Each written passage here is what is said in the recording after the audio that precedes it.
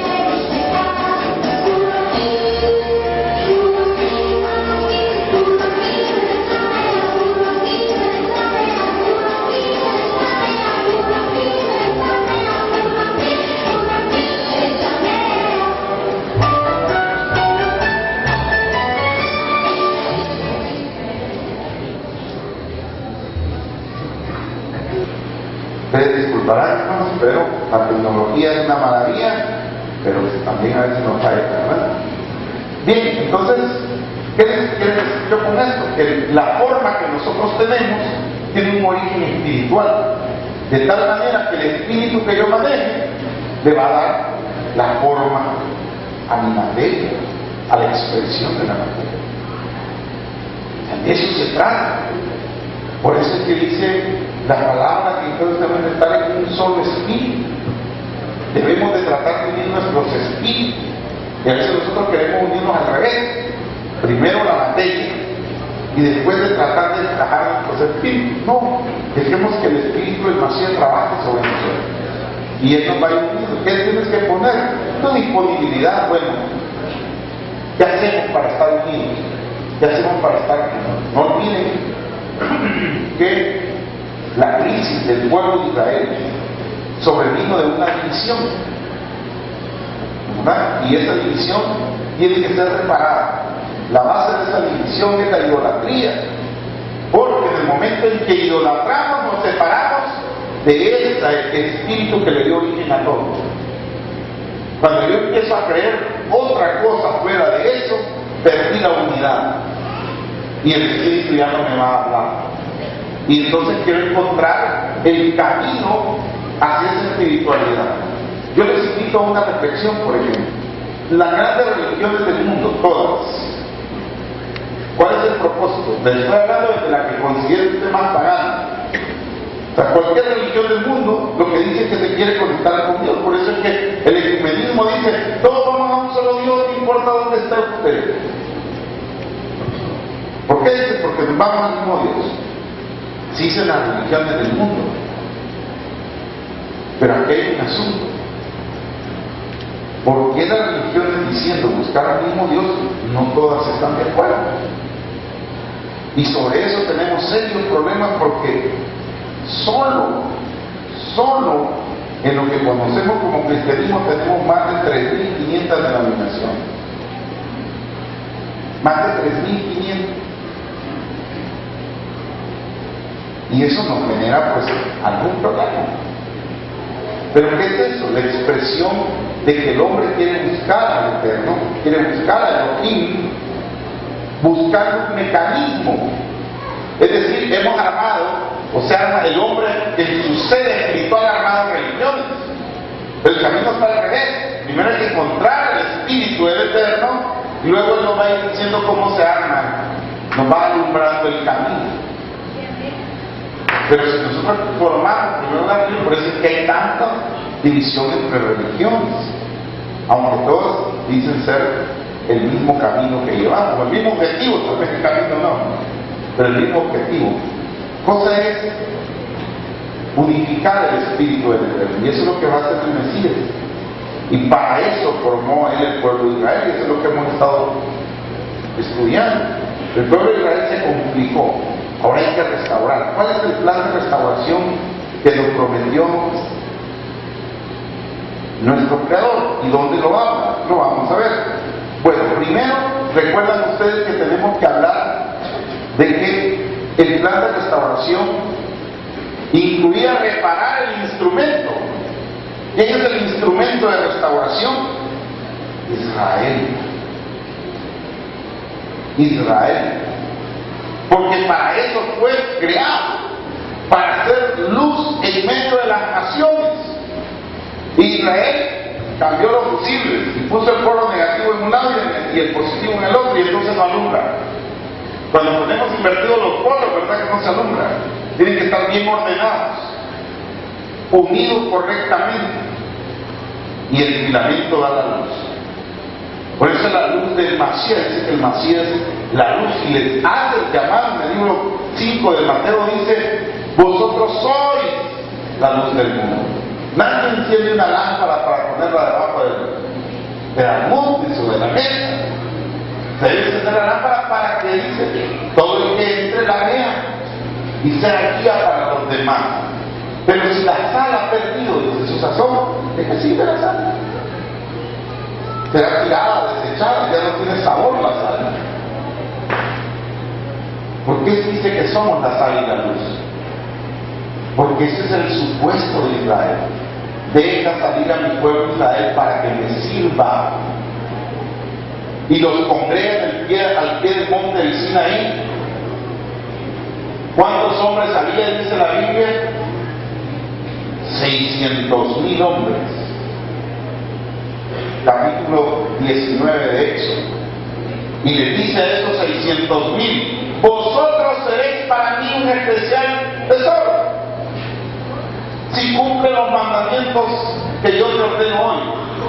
Me seréis un reino de sacerdotes, un pueblo de sacerdotes y de reyes. ¿Para qué quería 600,000 reyes? ¿O para qué quería 600,000 sacerdotes? ¿No tiene sentido que era para pregonar la palabra de Él en todo el mundo? Pero si los 600,000 que dijimos amén, si aquí estamos, qué bien que nuestro pueblo hubiésemos dicho eso. Si usted lee detenidamente, llamaron a Moisés al ver las nubes, fuego, rayos, sonidos, y su alma sentía que se le salía. Le dieron temor al pueblo y llamaron a Mosé. Le dicen: Mosé, tú eres nuestro líder, tú eres el que nos sacaste de la tierra de Egipto. ¿Sabes qué? Tú hablas con el Eterno y tú hablas con nosotros después. Y todo lo que Él te dice que obedezcamos, nosotros lo vamos a obedecer, pero nosotros tenemos miedo de estar frente a Él. Esto fue una negativa a la presencia del Espíritu en medio del pueblo de Israel. Y eso demoró los planes del Eterno. Pero hay una promesa de restauración. Eso tuvo sus consecuencias, por supuesto. Porque al no tener la guía del Espíritu, nos alejábamos de esa sensibilidad que tenía Abraham, de escuchar la voz del Eterno. Y entonces le dicen a Moisés: súbete 40 días con nosotros, conmigo, te voy a instruir cómo va a ser. Y el pueblo desesperado en el día 38: Aarón, ¿qué hacemos? Moisés ya no vino. Hagámonos un ídolo, hagámonos un becerro de oro y hagamos fiesta a Yahweh, o fiesta a Dios, a Jehová, como dice la traducción. ¿A quién le querían hacer fiesta conmigo? A Dios, a que los había sacado. El problema es que estaban haciéndolo como ellos pensaban que habían pensado, porque eso es lo que habían aprendido en Egipto después de 400 años: adorar leones, gatos, ovejas y de toda esa naturaleza de cosas. ¿Me están captando la idea? Le dicen: no, la intención de ellos era buena. ¿Quién va a una iglesia? ¿Quién se congrega con malas intenciones? No faltará más de alguno que no venga con las intenciones adecuadas. Pero el punto no es si yo vengo con la intención correcta. El punto es si estoy caminando y haciendo lo correcto. Y de ahí es donde es la importancia de comprender qué es el proceso de restauración y por qué es importante orar por Israel. Orar por la parte de Israel o de Jerusalén significa pedir que se restaure Israel. ¿Y por qué necesitamos restaurar Israel? Porque el Mesías había sido prometido para él restaurar a Israel de la división que hemos hablado. 4 cosas van a hacer el proceso de restauración. Número 1, reunir al pueblo de Efraín, la casa de Israel. Número 2, una sola nación nuevamente con Judá. O sea que se va a tocar el proceso. Ayer alguien me preguntaba: miren, y dentro de la casa de Judá y dentro de la casa de Israel, ¿existen creyentes en Yeshua? Sí, hay de los dos. Pero todo aquel que se haya ido del pueblo de Israel perdió su calidad de israelita, independientemente de que sea de Judá o de Israel. De hecho, cuando se dividió el pueblo, hubieron levitas que se quedaron en la casa de Israel y hubieron levitas que se quedaron con Robán, y hubieron de Neftalí, era mezcla. De hecho, les puse el ejemplo de Pablo. Todos conocemos al rabino Pablo o el apóstol Pablo como un judío, pero Pablo no era judío, no era de la tribu de Judá, quiero decir con eso.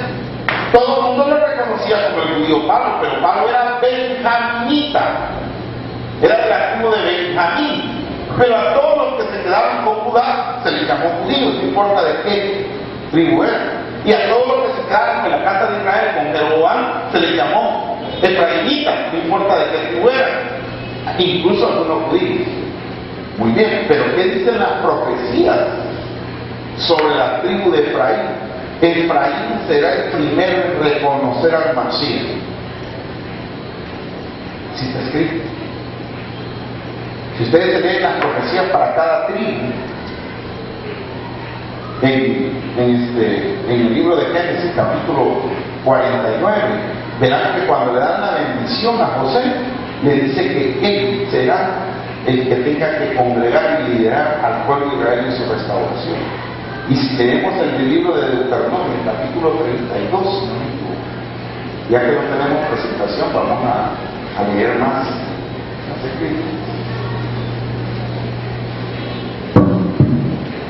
Todavía no me cree que es 32, porque me equivoqué por uno de los 33. Miren, vamos a ver la bendición que tiene Efraín y por qué el primer paso. Y se recuerdan que les dije, cuando hablamos del primer paso no estamos hablando del único que se esté haciendo. Los 4 pasos de la restauración de la humanidad se están dando simultáneamente: recoger a la casa de Efraín, recoger a las ovejas perdidas de la casa de Israel, y también despertar a algunos judíos hacia Yeshua, hasta el reconocimiento. Judíos, rabinos reconocidos en Israel, y con esto les digo con mucho cuidado, les digo, rabinos de Judá, judíos, han creído en Yeshua y se han llegado a convencer de eso. Pero estoy hablando de los preparados dentro de ellos, no de los que venimos de las naciones y se suman y se asumen rabinos, porque también de eso hay, me da pena decirlo, pero hay. Hay gente que se dice rabino, le dice yo sí, nací en Israel y todo eso. Al final no resulta cierto, y eso hay que tenerlo bien en cuenta, con mucha precaución. Pero, ¿qué les quiero decir? Las tribus de José, Efraín, son las primeras en reconocer al Masías. Por eso es que las tribus de Efraín están en medio de todos nosotros, incluyéndonos nosotros. De eso no me cabe duda. Aquí hay almas de Israel. Bueno, todos son Israel. Si creen y declaran que Jesús es su rey, ustedes son israelitas. Bien, ese papel hay que asumirlo. Hay que asumirlo. Porque cuando usted pide por la paz de Jerusalén, que por extensión es la paz de la capital de Israel, y usted pide por su paz. Pero se sorprenderían ustedes, uno dice, tanta guerra hay en Israel. No, es más tranquilo que aquí. Tenemos más guerra nosotros. Aquí el promedio de muerte es de 8, dicen que lo han bajado a 8, ¿verdad? Créanos, allá muere una persona, ¿verdad? 3 al año. ¿Me estoy dando a entender? ¿Quién tiene más problemas de paz? Ellos o nosotros. Ellos no tienen paz completa porque sus enemigos están alrededor. Pero no hay fuerza armada más poderosa en el Medio Oriente que la de Israel. O sea que allí no nos confundamos en que ellos están en una crisis encerrada. No, ellos pueden dejar la puerta abierta de su casa y las llaves olvidadas en su portón. Y 100% que no les pasa nada. ¿Están comprendiendo el mensaje? No estoy diciendo que no hay que orar por la paz de ellos, sino que enfocarnos qué es el elemento de paz para ellos. O sea, nosotros tenemos que alcanzar la paz, al menos en nuestra congregación, para poder pedir paz. Tenemos que ser agentes de paz. Volvamos al punto de identificar cuál es la promesa sobre las tribus de José, o sea, las de Efraín, y vean el papel que tiene la casa de Israel. Vamos a leer desde el versículo 13. Y de José dijo: bendito de Yahweh sea tu tierra, con lo mejor de los cielos, con el rocío y con las profundidades que están debajo, con lo mejor de los frutos del sol y con los mejores productos de los meses, con lo mejor de los montes antiguos y con lo escogido de los collados eternos, con la mejor de la tierra y cuanto contiene, y el favor del que habita en la zarza. ¿Quién es el que habita en la zarza? El que habló con Moisés, el mismo padre de Abraham, Isaac y Jacob, el que nos envió a nuestro Salvador. Es el que habita en la zarza. Muy bien. ¿Quién tiene esta bendición? José. La tribu de José. Este capítulo 33 habla de las bendiciones a cada tribu que José dejó. Y le está diciendo: tú tienes el favor del que habita en la zarza. Descienda la bendición sobre la cabeza de José y sobre la coronilla del consagrado entre sus hermanos. Su majestad es como la del primogénito del toro. Bueno, y sus cuernos son los cuernos del búfalo. Con ellos se empujará a quiénes? A los pueblos. Ya no está hablando de Israel. ¿Quién va a empujar a los pueblos? El toro de José. Y ahora a ver quién es el toro de José. Dice: él empujará a los pueblos, todos juntos, hasta los confines de la tierra. Tales son los 10 millares de quién? De Efraín, ¿verdad? ¿Sobre quién cayó la bendición de José al final? ¿Y cuál era la promesa sobre Efraín? Mezclarse en las naciones, y aquí, miren, desde aquí usted va a empujar como un toro de Efraín. ¿Qué va a empujar almas? ¿Hacia dónde? Hacia el plan divino de restauración del ser humano. Por eso la promesa es que Efraín reconocerá al Mesías antes que Judá. No se preocupe que Judá no reconozca a Yeshua como el Mesías. Preocupémonos porque el Mesías esté lo suficientemente establecido en nuestros corazones y verá que la luz brillará y ellos no tendrán más que extenderle la mano y le dirá: por favor, hermano José, vuélvenos a dar grano como en Egipto. No tengas pena, le vamos a decir nosotros. Para eso nos puso el Eterno como hermanos y para eso somos José. Entonces, pero Efraín está perdido. Yo les dije, aquí está identificado Judá. Aquí tienen una foto ustedes que cualquiera puede decir: miren, ¿dónde están los judíos? Allá en el Medio Oriente, en tal zona, en tal latitud, que por cierto está en la misma línea de nosotros que para allá. Cuando usted mira para allá, mira hacia Jerusalén. Y cuando miran para allá, miran Jerusalén, porque estamos en el globo, en la mitad. Así que para ambos lados, mira Jerusalén. Estamos a la misma altura. Ahí está Judá plenamente identificado. Miren dónde están los judíos. Las comunidades más grandes judías están en Argentina, en Panamá y en Nueva York. Y las demás son grandes, pero no son tan grandes. Son las tres más grandes del mundo. O sea, judíos no pasan de 21 millones de gentes de todo el mundo. Están identificados. La pregunta que nos planteamos ayer es: ¿dónde está Efraín? ¿O solo eso era Israel? Según la promesa, no. Entonces, tenemos que encontrar a Efraín. Esa es la primera fase de restauración. Esa fase nos ha demorado casi 2000 años. Porque desde que Yeshua sembró la semilla de restauración, se empezó a recoger las tribus de Israel. Eso no lo digo yo, lo dice él. ¿Cuál es la segunda fase del proceso de restauración? Volverlos a unir, sentarlos y decirles: ustedes son Israel. Casa de Israel, olvídate de cualquier religión, tú eres Israel, asume tu papel. Casa de Judá, olvídate de la religión, olvídate de tus mezclas, tú eres Israel, asume tu papel. Y unidos, verán lo que podemos hacer. Cuando David logró unir a las 12 tribus, porque las 12 tribus siempre han peleado, cuando David logró unir a las 12 tribus bajo su mano, ¿quién lo detuvo? Os digo que nuestro rey David era un reino de sometimiento. Había paz, pero paz de qué? De que si te levantas contra mí te morís. Fue el rey David. Ve y dile a los filisteos que yo no quiero matarlos, que obedezcan. Vaya pues, que obedecemos. O sea, así cualquiera, ¿verdad? Con la fama que tenía David de que tenía una batalla perdida. ¿Quién se lo ponía? Pero esta batalla que tenemos nosotros es de transformación del ser humano. Que acepten la guía de Israel, no porque Israel sea el objetivo del Eterno. Me explicaba otro hermano que me pregunta: entonces, todo Israel tiene que ser salvo. Todo el que asuma el papel de Israel va a ser salvo. Todo el que asume ese papel. Porque no es ni judío el que lo es en la carne, sino el que lo es en el corazón. Es decir, realmente el que guarda la Torá en el corazón. Puro y perfecto. Que eso no significa no equivocarse. La palabra perfecto en el hebreo no existe. La palabra perfecto es tan, pega como el otro es tan, es tan con M. Y tan con M lo traducen como perfecto. Pero la palabra es completo.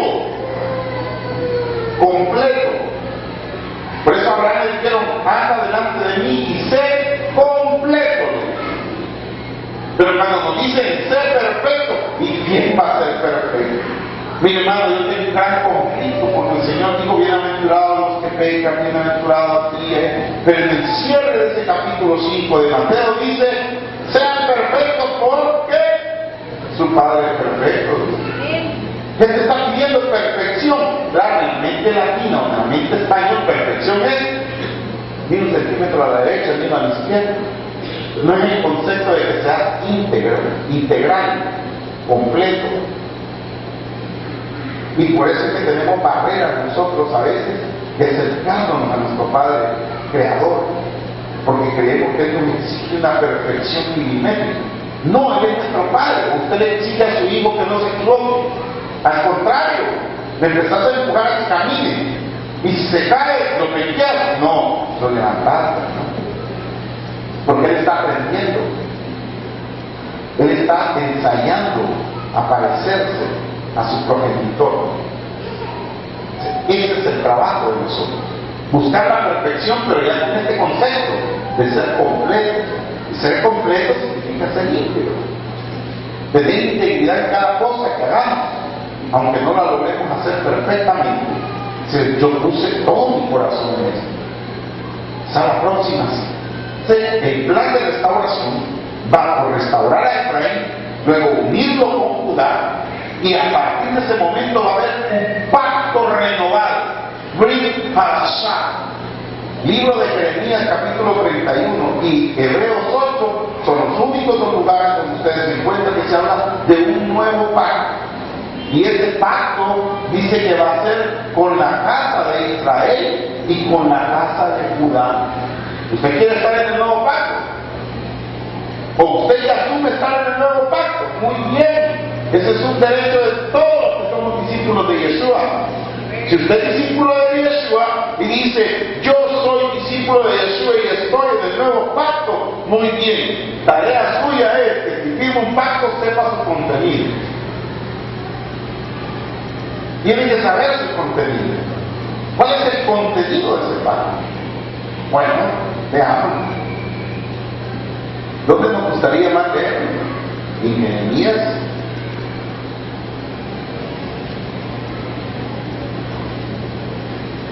O en Hebreos.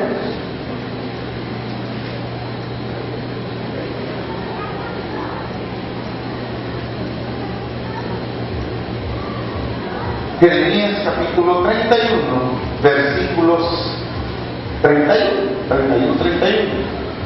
He aquí viene el día, declara Yahweh, en que haré con quién, con la casa de Israel. Pero que ha traído su hijo. ¿Y con la casa de quién? De Judá. Un nuevo pacto. Ahí la palabra que se ocupa dice, haré una Brit Hadashah. Brit es pacto y Hadashah es renovación. ¿Qué significa renovar un pacto? Significa que el pacto ya estaba dado y que yo solo lo vengo a poner mi rúbrica. ¿Por qué? Miren por qué iba a renovar el pacto. Dice, ahora me perdí. Un nuevo pacto, 32. No como el pacto que hice con sus padres el día que los saqué de la mano de los sacarlos de la tierra de Egipto, mi pacto que ellos rompieron. Ya, aunque fui un esposo para ellos, declara Israel. ¿Qué pasó con ese pacto que ellos tenían ahí? Ellos lo rompieron, sus padres rompieron el pacto. Pero yo voy a renovar el pacto con ustedes.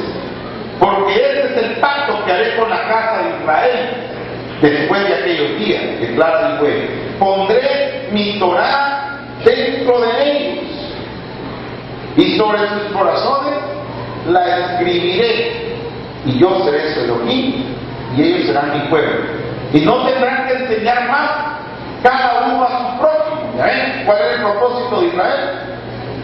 Enseñar a su prójimo, y cada cual a su hermano, diciendo, conozca al Señor, porque todos me conocerán, desde el más pequeño de ellos hasta el más grande, declara el Señor. Pues perdonaré su maldad y no recordaré más sus pecados.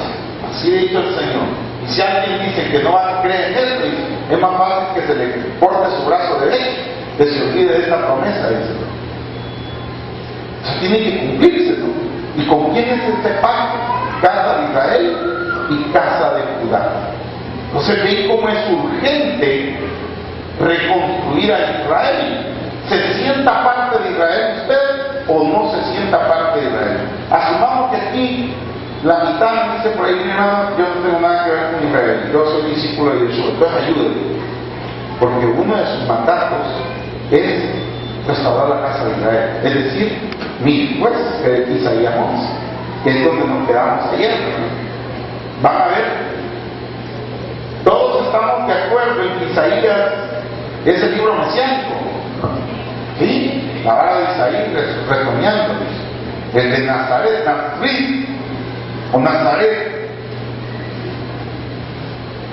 Todos los negadores de Yeshua como Mesías que andan por ahí nos dicen a los que sabemos que Yeshua es el Mesías, porque saben que así como hay Mesías hay anti-Mesías, por ahí anda ese espíritu de negación de Mashiach sobre la base de la Torah. Con la Torah quieren negar a Mashiach. Dicen, sí, no, eso es mentira. ¿Dónde han visto que en las profecías decía de que el Mesías iba a nacer en Nazaret? ¿Dónde han visto eso? Porque en Mateo dice, ¿verdad? Como estaba escrito, que iba a venir de Nazaret. Pero no hay ninguna profecía que diga eso. Entre comillas, no. Pero como la Biblia es alegórica, esa es una expresión hebraica, es un hebraísmo para decir del retoño de la vara de Isaí. ¿Cómo creen que se pone el retoño? Nacir. ¿Ya? Entonces, es decir, que iba a venir del Nacir, del Nazaret, que iba a ser el retoño de Isaí, quería decir, no de la ciudad de Nazaret. Y estas son cosas que están dentro de los evangelios, que al no conocerlas tenemos dos riesgos. Nosotros tenemos que conocer bien el rabinismo, el judaísmo, y tenemos que conocer bien las escrituras como las tenemos para poder evitar en estos tiempos tan delicados, como dice el Apocalipsis, que en los últimos días hasta los escogidos se confundirán. Tenemos que tener bien cimentado eso, porque te pueden confundir con un mensaje de Torah equivocado. Un mensaje de Torah equivocado, un mensaje del pueblo de Israel equivocado, diciéndote que es mentira los evangelios. Yo sé que más de alguno de aquí ahora se habrá dado cuenta de cómo hay gente que dice que haber vuelto a Israel y haber vuelto a la Torah y desechar la Escritura como un referente de enseñanza y como la palabra que nos guía. ¿Y por qué lo hacen? Porque no conocen ni siquiera a dónde están yendo. Los hebraísmos dentro de las escrituras de los evangelios están llenos de hebraísmos. Y al no conocer los hebraísmos, caes el riesgo de negarlo. Caes el riesgo de desconocerlo. Todo responsable, todo alguien que estudie las escrituras, que le gusten los estudios, debe ser responsable de no aceptarlo todo ni rechazar todo. Tiene que estudiar. Como dijo Pablo, es menester estudiar las escrituras, no lo que yo les digo. Vayan y estudien, y en eso se caracterizaban, dice, los siervos de Yeshua, que estudiaban y buscaban, que buscar esas verdades. Así es que él sea el retoño significa que sea de Nazaret. Un día les dicen eso. Miren el propósito de Yeshua. Al principio dice que va a ser el que tiene los espíritus, el espíritu de sabiduría, de inteligencia y todo eso. Pero vayamos al versículo 11. Entonces acontecerá en aquel día que el Señor ha de recobrar de nuevo con su mano por segunda vez al remanente del pueblo que haya quedado, a Siria, a Egipto, de Paros, de Cus, de Elam, de Sinar y de Hamán. En las islas del mar alzará un estandarte ante las naciones. ¿Quién es el estandarte o perdón? El Mashiach, Yeshua. Muy bien. Reunirá los desterrados de Israel. ¿Qué va a hacer el Mesías? Reunir los desterrados de Israel. Y usted, como ya recibió la clase de historia de Israel, sabe que cuando se habla de desterrados de Israel, se está hablando de la tribu de Efraín. ¿Qué? Y después, ¿qué le dice? Y juntará a los dispersos de qué? De Judá. A los de Judá y a los de Efraín. Si ya entendimos lo de las dos casas, entendemos estos versículos sin ningún problema. Muy bien. Y después, acto seguido, ¿qué va a haber? ¿De dónde lo va a traer? De los cuatro confines de la tierra. Entonces se disipará la envidia de quién? De Efraín. Y los que hostigan a Judá serán exterminados. ¿Qué va a pasar cuando de Efraín despierte?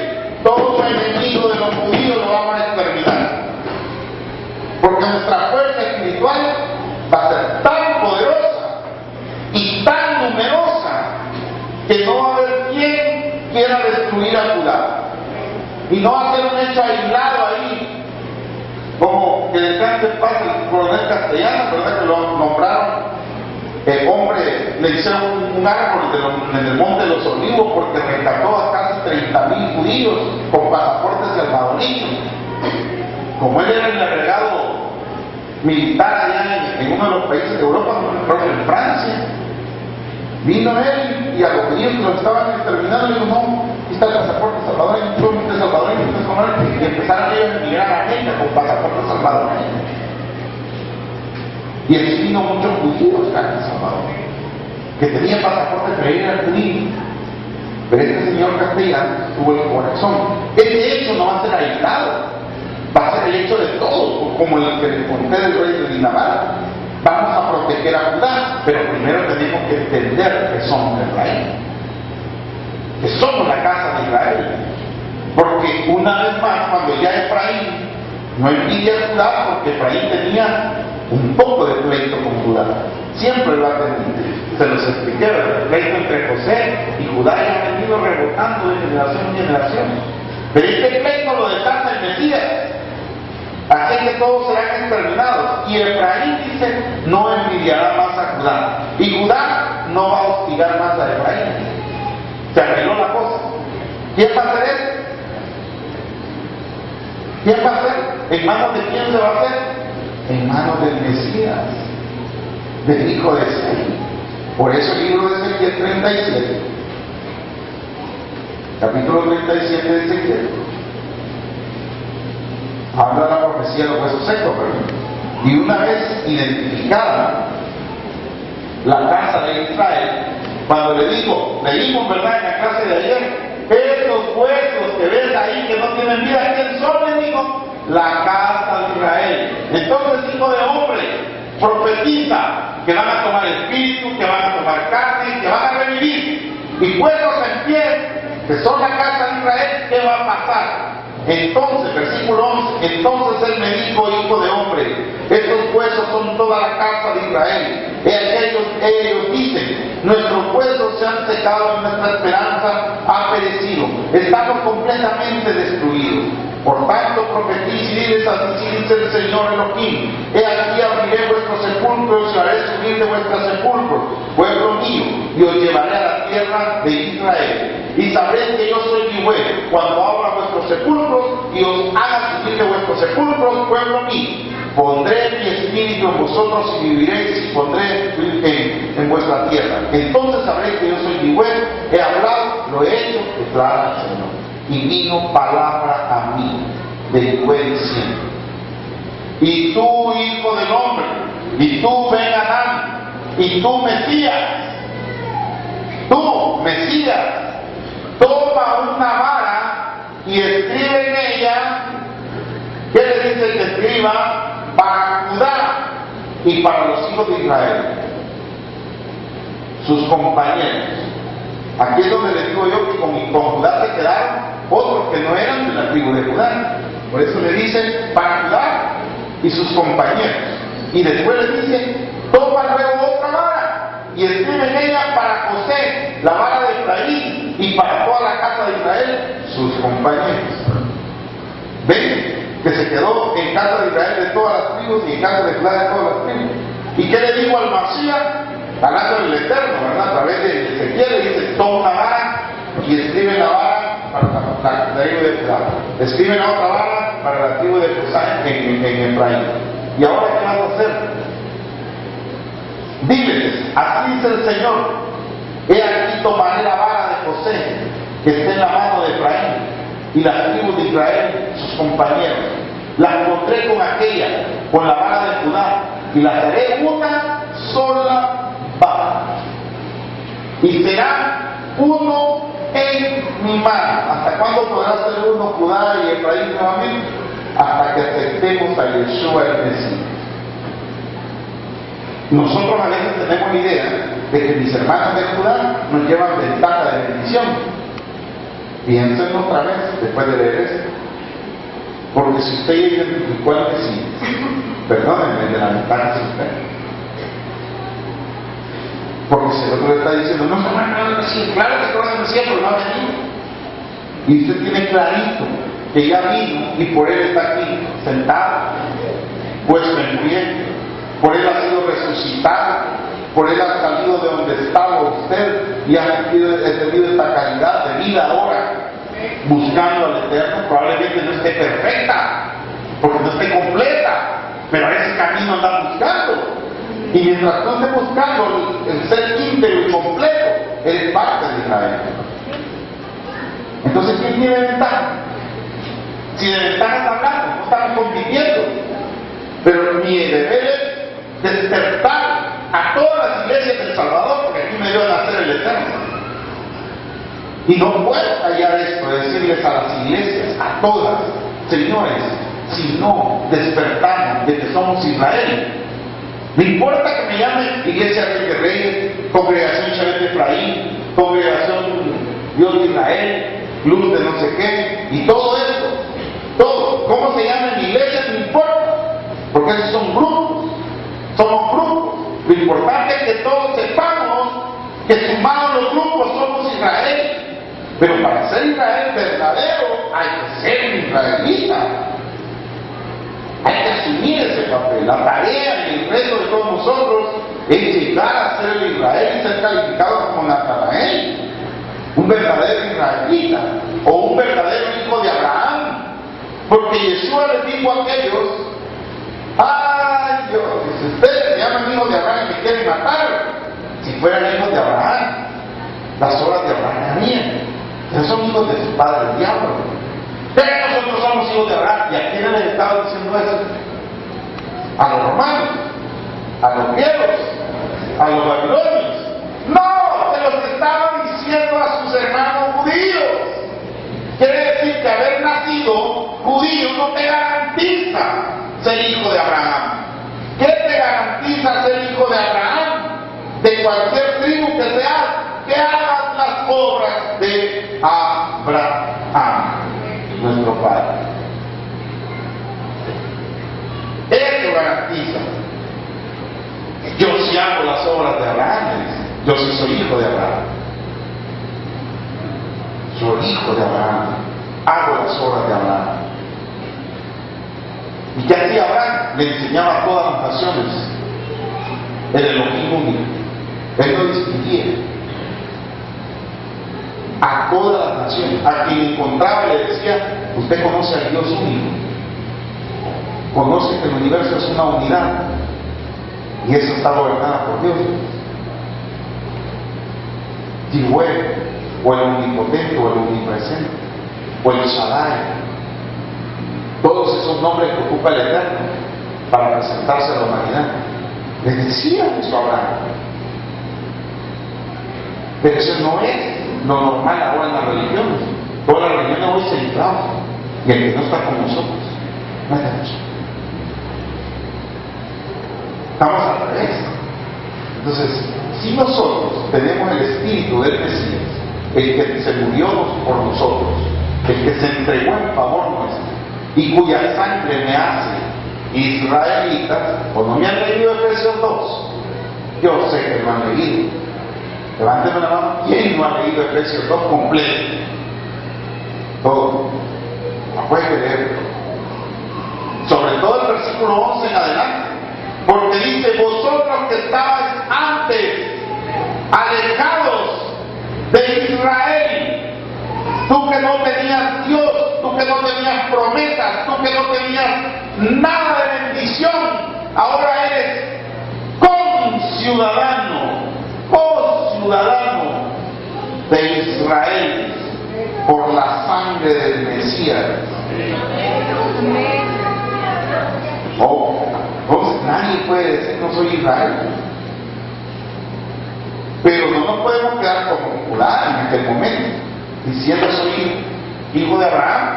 Sincero, o sea, mi invitación es que vamos siendo hijos de Abraham. ¿Cómo hacerlo? Ese es el otro trabajo que tenemos que hacer. ¿Qué perfil tiene un hijo de Abraham?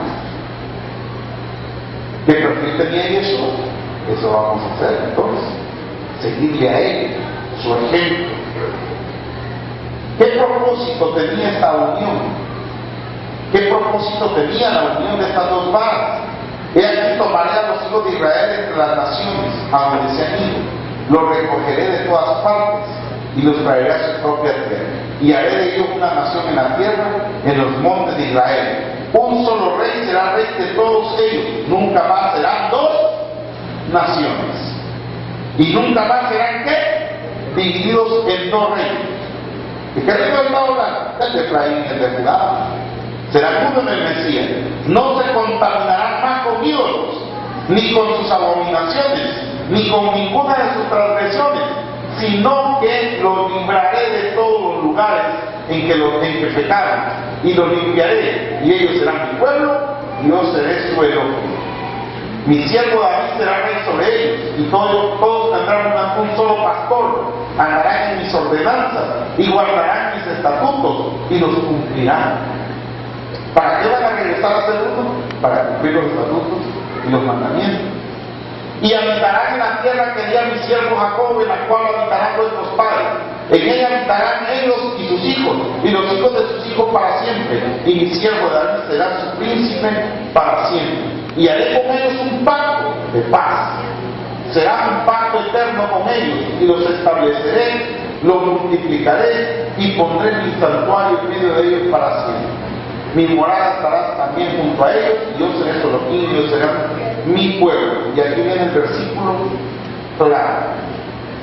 Una vez reunidos, ¿se recuerdan el proceso de restauración?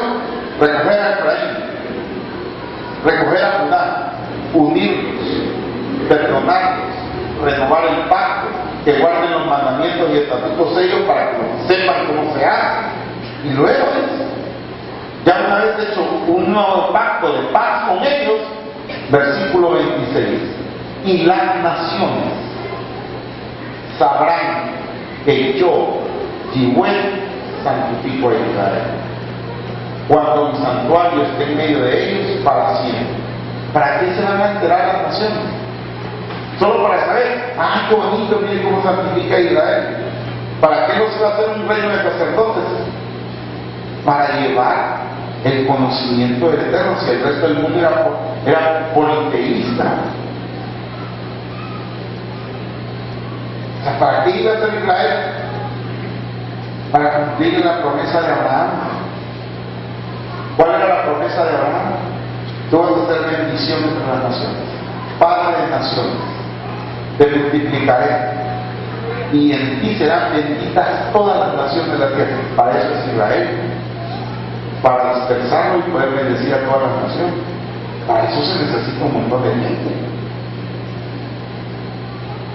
Ese es el propósito, ese es el proceso de restauración de la humanidad. Por eso Yeshua, capítulo 10,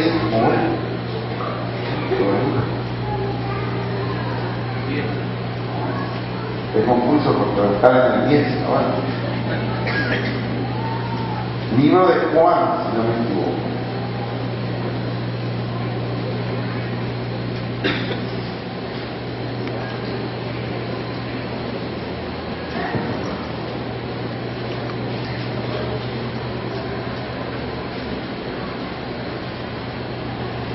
Permítanme como los versículos.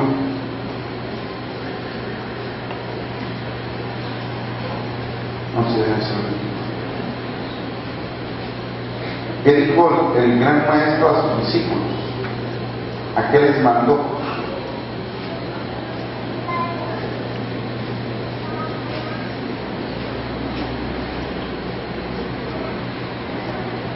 Sí.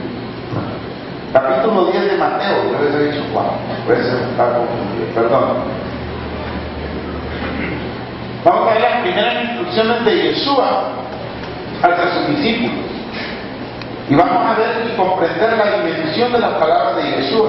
¿Por qué le dijo esto? Primero, que no preocupara al resto de la humanidad. Él le dijo, nuestra prioridad vamos a hacer primero. ¿Ok?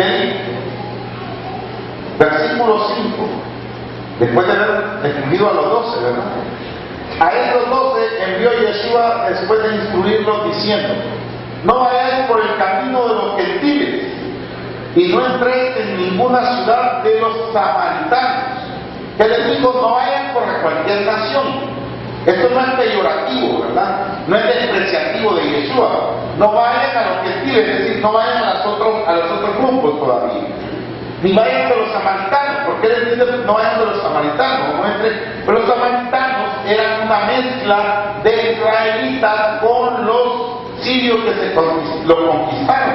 El reino de Samaria conquistó Israel y se mezclaron. Entonces las mujeres de ellos tenían hijos que eran medios israelitas también, que era también objetivo. Por eso es que la mujer samaritana, cuando le pide agua a Yeshua, le dice, siendo judío, le pide agua. Yo que soy samaritana. Si tú sabes que no nos llevamos los samaritanos, hija, le dice, vienen los días en que ni en este pozo, ni en este lugar, ni en el otro se va a adorar, sino en todos los confines de la tierra. ¿Qué creen que le dice eso? ¿Qué tenía que ver eso? Él estaba diciendo, no te preocupes, todos los hijos de Israel tienen parte en esta transformación que vamos a hacer. Porque la misión de Yeshua consistía, y le dijo, ni los samaritanos, sino es más bien a quién, a las ovejas perdidas de la casa de Israel. ¿A dónde había que ir primero? Y le dijo a los discípulos, las ovejas perdidas de la casa de Israel. ¿Y dónde estaba? En todo el mundo. Cuando yo ya entendí a qué se refería con casa de Israel, le digo, nuestro objetivo no es Judá, Judá es lejano, es de entender en un determinado momento. Ellos tenían un papel que jugar. Recuerden que todo esto lo maneja el Eterno. Uno se creyó aquella pastilla, porque no es otra cosa más que una pastilla que nos dieron. Los judíos mataron a Jesús. Los judíos mataron y lo repitieron tanto que llegamos a creer eso. Bueno, los romanos lo mataron y lo crucificaron con consentimiento de Judá. ¿Sí? ¿Pero por qué? Había una venda en sus ojos para poder hacer el movimiento profético. Eso sí lo dice el libro de Lucas. Y le dice, señores, tienen que entender que es mejor que muera uno de nosotros y no todos, le dice Caifás. ¿Por qué dice eso? Entiendan, así es la profecía. Soy conciencia de lo que estaba pasando. Pero tomen en cuenta hacia dónde tenían que ir sus discípulos primeramente. Hacia las ovejas perdidas de la casa de Israel. ¿A quién le ha llegado primero el mensaje de Yeshua a través de sus discípulos? Porque nosotros somos consecuencia del discipulado de Yeshua. Que Roma secuestró ese discipulado y lo transformó. Esa es otra historia. Porque ustedes deben de saber que el movimiento seguidor de Yeshua terminó de ser absorbido allá por el año 300. Y muchos se desviaron del mensaje original de Yeshua y sus discípulos. Y los primeros discípulos de Yeshua jamás se salieron del pueblo de Israel. Hasta que Constantino logró comprar cierta gente y formar una iglesia, con la que intentaron dominar el mundo y lo han hecho bastante bien. ¿A dónde se nos enredó la pinta a nosotros entonces? Ahí. ¿Hacia dónde hay que volver? Todos hablamos de la iglesia primitiva. Muchos predicadores he oído yo hablar de la iglesia primitiva. La iglesia primitiva no es más que el discipulado de Yeshua. Por eso les llamaban los nazarenos. ¿Y qué hacían ellos? Pues ellos seguían los mandamientos de Yeshua.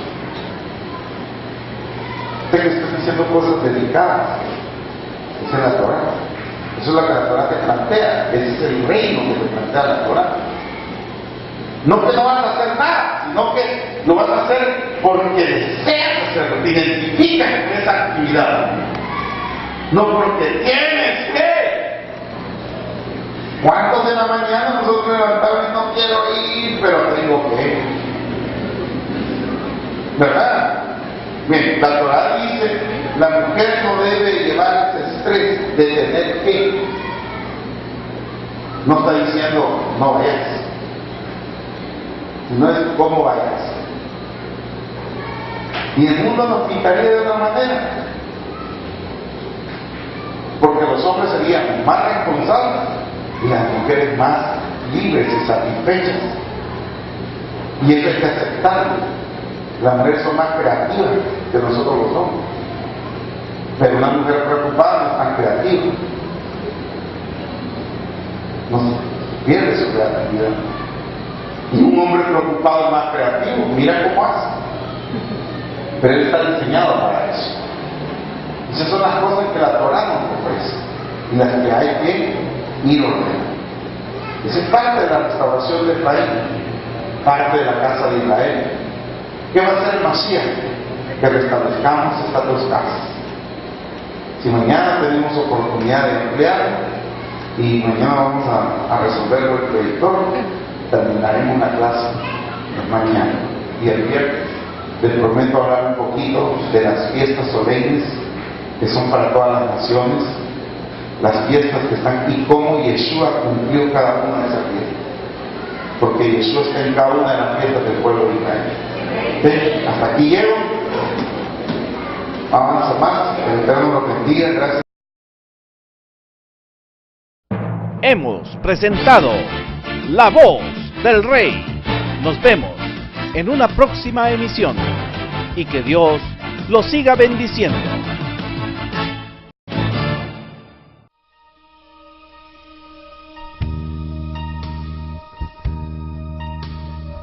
Si has visto este programa y has tomado la decisión de aceptar a Cristo Jesús como tu Redentor, repite conmigo esta oración. Señor Jesús, yo te recibo hoy como mi único Salvador. Creo que viniste a salvarme y moriste y resucitaste en la cruz del Calvario. Creo que ascendiste a los cielos y estás sentado a la diestra de Dios Padre intercediendo por mí. En el nombre de Cristo Jesús. Amén y amén. Si has hecho esta oración y has decidido congregarte, busca una iglesia que se apegue a la sana doctrina o congrégate con nosotros. Estamos ubicados en Final Avenida Jayaque y Calle Los Planes, Jardines del Volcán, Ciudad Merliot, Santa Tecla. Será un gusto tenerte con nosotros. Shalom Aleichem.